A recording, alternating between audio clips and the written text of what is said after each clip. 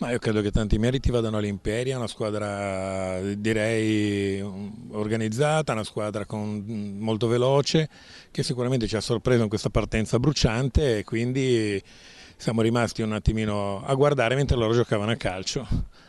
Poi sul 4-0, quando siamo rientrati in campo nel secondo tempo, sicuramente c'è stata la reazione che ti aspetti di una squadra come la nostra, che ne viene da una striscia positiva di 3 vittorie e un pareggio e quindi ci sono anche dei valori in campo che sono indiscutibili.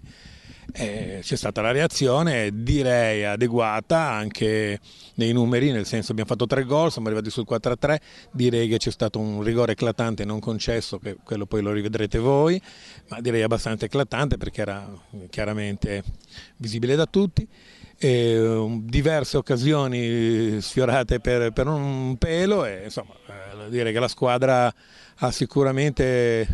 evitato un rimprovero diciamo, più severo